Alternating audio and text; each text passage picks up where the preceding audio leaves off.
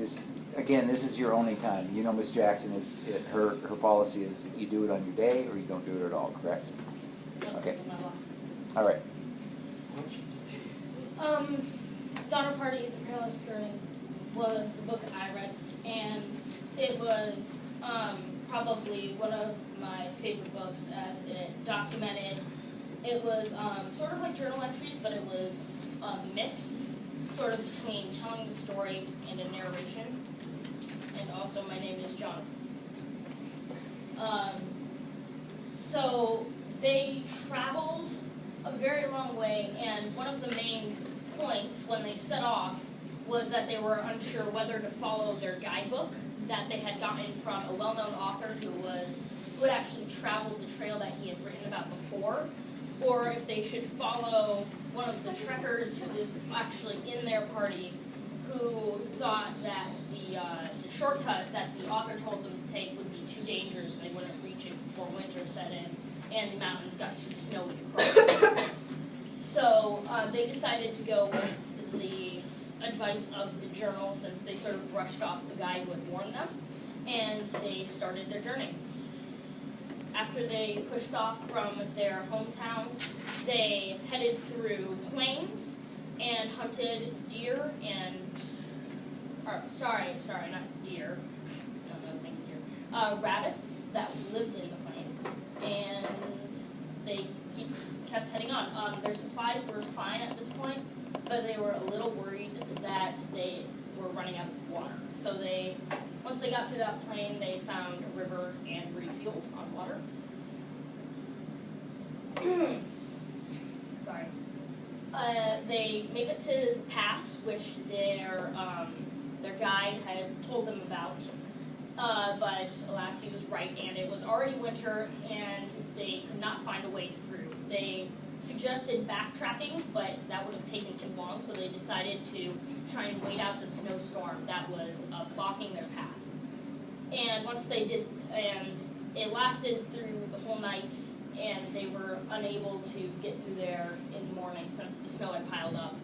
And by this point, they were running low on food, and their water supplies were down to about 30% of their maximum capacity. So they were pretty low at that point. And I think a lot of people who know about the Donner Party knows what happens after this. They knew that they were running out of supplies and that they couldn't turn back since they were barricaded in, so they decided just to keep on moving forward. But they could not make it, as most of their wagon wheels broke, and most of their animals that they had been keeping for food and to pull the wagons had either frozen to death or had been slaughtered for food, since they were out of food by this point, which is a bit depressing.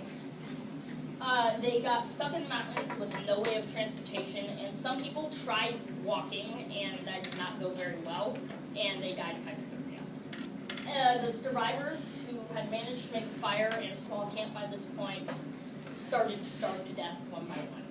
And this is where the main point of this book is to show that in extreme conditions, people will become animals, and society will break down, because they started eating the dead bodies of the people who had died to hypothermia because there was no other food. So that is quite depressing and sad. And there are a few survivors who made it out, because they said the wagon party who was actually behind them, their wagon, they decided to play smart and listen to their guide, and they waited for the snowstorm to pass, and they actually picked up the last few remaining members of the party. That concludes my presentation. If I welcome to feedback. What? Why did you seem so stressed? Because I forgot my book and I couldn't read an expert or get the author's name. Okay. Yes. So, how long, I don't think you said it, but how long did it take them to start dying? Okay, sorry.